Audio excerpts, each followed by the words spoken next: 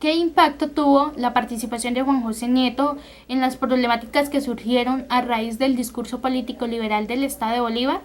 Para hablar de la participación que tuvo Juan José Nieto en la historia de los resguardos indígenas, primero debemos entrar en contexto.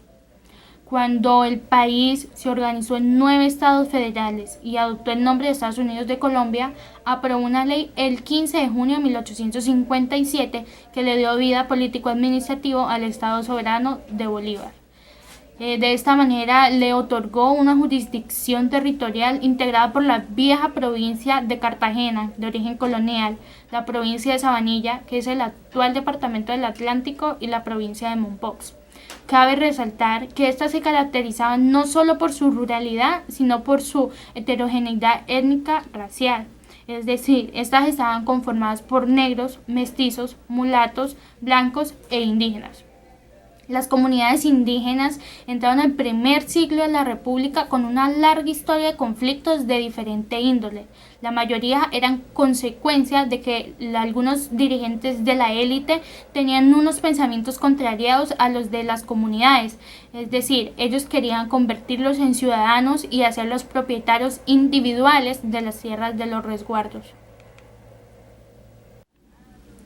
Ahora bien, la participación de la élite frente a los resguardos no fue uniforme. Según Jorge Villegas y Luis Antonio Restrepo, desde 1850 el destino de los resguardos dependió de la actividad económica que se desarrollara en estas regiones más que cualquier otro factor.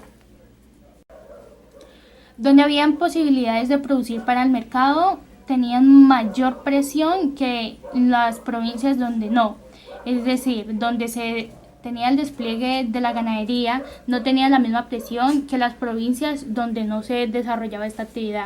El caso más destacado del liberalismo popular es el de Juan José Nieto, que fue presidente entre 1859 y 1864, que ante la Asamblea Legislativa defendió los resguardos indígenas. Cito textualmente: hay una conflagración general contra los expresados resguardos que las Cortes de España concedieron a los indígenas conquistados. Se quiere que se abandone a su propia suerte a estos desgraciados y se cree, por los que de ellos esperan obtener ventajas, que es contrariado a la Constitución, protegerle en sus propiedades. El objeto primordial de los gobiernos es proteger a los débiles de los fuertes, a los ignorantes de los medio ilustrados, a los buenos de los malos, estableciendo el equilibrio entre todos los individuos de la sociedad.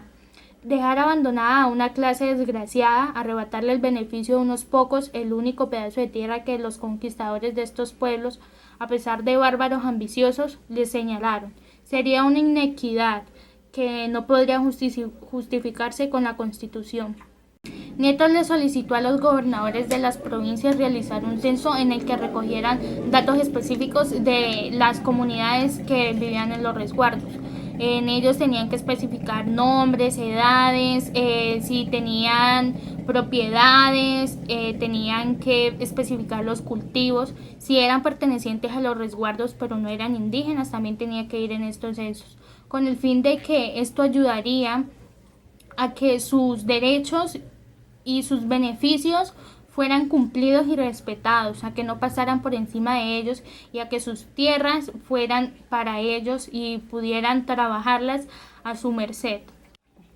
Sin embargo, la situación para los resguardos indígenas cambia a partir de 1864, que se genera un golpe de Estado a nombre de Antonio José Carrazo y Ramón Santo Domingo, que lo que ellos pretenden es que el poder de las élites se centre en desarrollar la política de disolución de las tierras.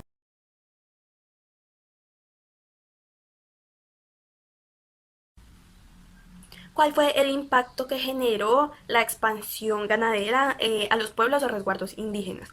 Bueno, para empezar, estamos a comienzos del siglo XIX en el estado de Bolívar, donde surgía una nueva dinámica. Bueno, esta dinámica estaba generada por dos factores, el interno y el externo. En el interno tenemos la falta de capitales grandes, las vías de comunicación, lo climático, etcétera. Y en las externas tenemos las guerras de países. Entonces tenemos la de Estados Unidos, la de Cuba, etcétera. Todo esto pues impulsó a la ganadería a tomar protagonismo en la época de los años 70 pues. Entonces la mayoría de las provincias empezaron a producir ganadería. Algunas de ellas abastecían los mercados de otros países. Cabe destacar ahí que habían algunas provincias en las que el desarrollo fue mayor. Entonces, entre ellas tenemos la de la Sabana y la de el Sinú. En el Sinú tenemos a Corozal, Sincelejo y Lorica, que pues en su tiempo fueron considerados los principales criaderos. Entonces, este desarrollo ganadero tenía como consecuencia que había una expansión de potreros y esta era diaria, o sea, diariamente se expandían potreros. Entonces, el problema era que esta expansión estaba ubicada en los Montes de María y algunos ríos como San Jorge, Sinú, Cauca, etc. Y era donde habitaba la mayor parte de los indígenas. Entonces, pues empezaron a haber problemas ahí por la parte de que los grandes terratenientes se adueñaban de esas tierras, haciéndolas pasar por baldías cuando ya tenían dueños y que eran de resguardos indígenas. En esta época pues no se hizo mucho, la verdad. Entonces este problema siguió pasando y así fue como hubo la eliminación de algunos resguardos. Sin embargo, en el año 1876, Joaquín González, alcalde del distrito capital de Corozal, dictó algunas medidas pues, para mejorar el lugar. Entonces, esta tenía que consistía como en limpiar el paso de algunos lugares comunes que pues la gente necesitaba, ¿no? Entonces, estaba más generalizado a los lugares de la ganadería que eran de la clase pues acomodada. Sin embargo, esta medida pues no funcionó porque los ganaderos de ese tiempo, que además de que tenían bastante influencia y fortuna, eh, no dejaron que esto sucediera. Entonces, digamos que estas medidas no fueron realizadas y esto le costó pues la destitución del cargo a Joaquín. A partir de esto, todo el estado y las provincias empezaron a regir por la ganadería. La ganadería tomó mucho poder, prácticamente era el poder del estado, y entonces empezaron a tomar demasiados recursos naturales para la ganadería. Eh, y asimismo la eliminación de varios de los resguardos para expandir la ganadería, ya que en esos tiempos pues incrementó notablemente el costo de 40 a 400. Entonces todo esto generó que los resguardos tuvieran que optar otras medidas para liberar este caos. Entonces, esas otras. Bueno, para hablar acerca de los motivos que hicieron que los indígenas iniciaran las resistencias, tenemos que hablar de varios factores. Entre ellos está el discurso liberal, en el cual se consideraban a los ciudadanos como iguales, es decir, que esto afectaba directamente a los indígenas si se les daba el estatus de ciudadanos, no porque se les dieran los derechos de los ciudadanos, sino porque se les quitaba los beneficios, los pocos privilegios que ellos como indígenas ya tenían. ¿Por qué? Porque los ciudadanos no podían poseer una propiedad privada y esto era lo que tenían los indígenas, es decir, que si los indígenas se volvían ciudadanos iban a perder su territorio. Bueno, luego, en 1864, con el golpe de estado mencionado anteriormente por la compañera Valentina, este fue liderado por dos personajes, dos señores llamados Antonio González y Ramón Santo Domingo. Y en él se le privó del cargo a Juan José Nieto, el cual era un defensor de los resguardos indígenas. Esto provocó una constante presión por parte de las élites para imponer la política de disolución. Esa política abolía los derechos de los indígenas que tenían sobre su territorio, que se les atribuyó ante la independencia. Estos argumentaron como principal razón el discurso racial, que se basaba en la idea de que en el Estado soberano de Bolívar no existían los indígenas, ya que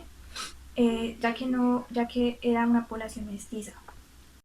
Tomamos como ejemplo al gobernador de la provincia de Sabana Larga, Juan Antonio Torrenegra, el cual mencionó la idea de la inferioridad de los indígenas, ya que según este, y cito, los indios eran y creo que son y serán siempre robados por la misma razón de ser indios.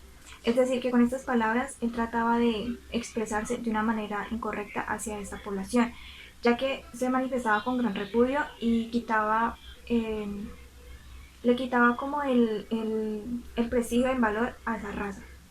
También establece que, vuelvo y cito nuevamente,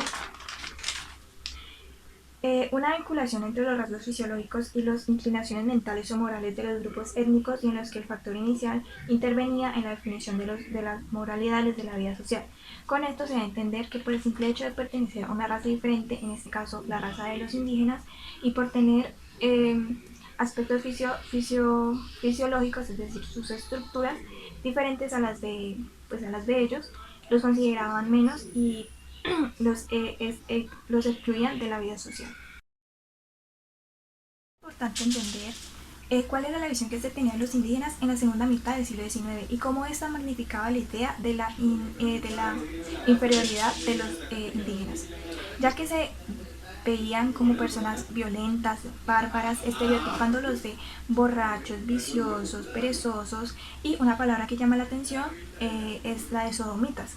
Llama la atención porque esta palabra hace referencia a los hombres que realizaban el acto del coito de una manera anal, aludiendo desde esta época a la homosexualidad como algo mal visto ante la sociedad. Entonces, también se les tachaba de violentos y con tendencia a la barbarie y a la rebelión. Todo este cúmulo de cosas denigraban a la población indígena.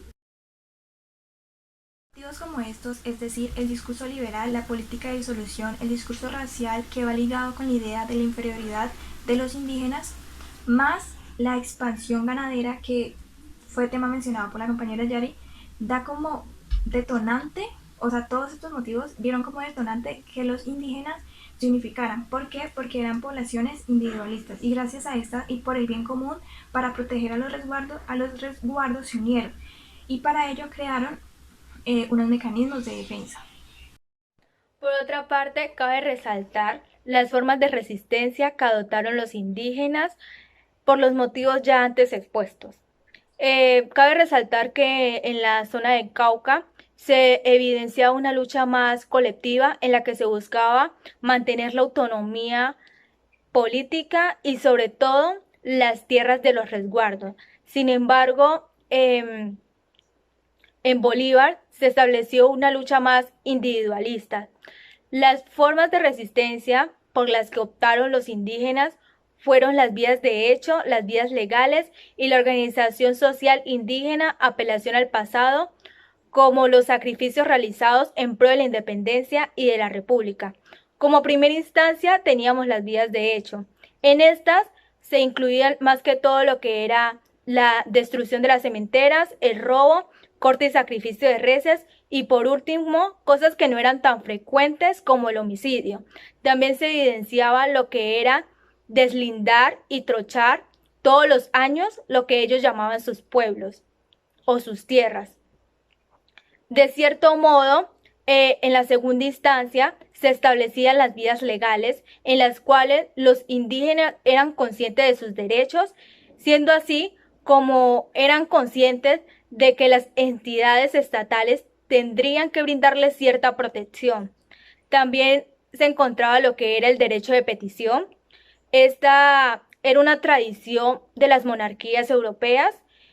Como un resguardo emblemático está el de Guazó, el cual a finales de la década de los 60 había optado por construir ciertas estrategias para evitar la expropiación de sus tierras, siendo así como en 1875 nombran como abogado a Manuel Amador Fierro. Como tercera instancia y quizás la más importante, tenemos la creación de 1873, en la cual se estableció la Sociedad Indígena de Guazó. En esta tenían su propia constitución. Esta rechazaba rotundamente la incompatibilidad que se le daba a los pueblos indígenas respecto a la población de la República. Esta no solo luchaba por evitar la disolución de sus resguardos, sino que también porque no se le quitara la condición política administrativa que se les había otorgado. Los indígenas de Malabo habían establecido, de cierto modo, una petición a Manuel Fierro, en la cual estos daban a conocer sus sacrificios realizados en la independencia de la República. Sin embargo, el daño más grande a esa población fue el quitarle la identidad regional estructurada, generando una imagen de un Caribe sin indígenas, dominado por mestizos, negros y mulatos. El discurso liberal justificó las arremetidas de la economía ganadera en expansión contra los resguardos indígenas del Bolívar, consideradas como formas sociales y económicas arraigadas y en contravía con la civilización. Lo anterior se debió a que este discurso demandaba la igualdad formal de todos los hombres frente a la ley, gracias al derecho de ciudadanía, la individualización de la propiedad y la generalización de la economía. En su defensa, los indígenas y sus aliados acudieron a una simbiosis entre las viejas ideas del pacto social de origen colonial, que exigía protección a los débiles de parte de las autoridades y de los poderosos, y novedosas argumentaciones de índole histórica, moral, jurídica y social. Aunque combinaron las representaciones ante las autoridades y demandas judiciales con las acciones directas y los enfrentamientos armados, el desenlace del conflicto fue desfavorable para los indígenas al desarticularse sus comunidades gracias a la expropiación de sus tierras.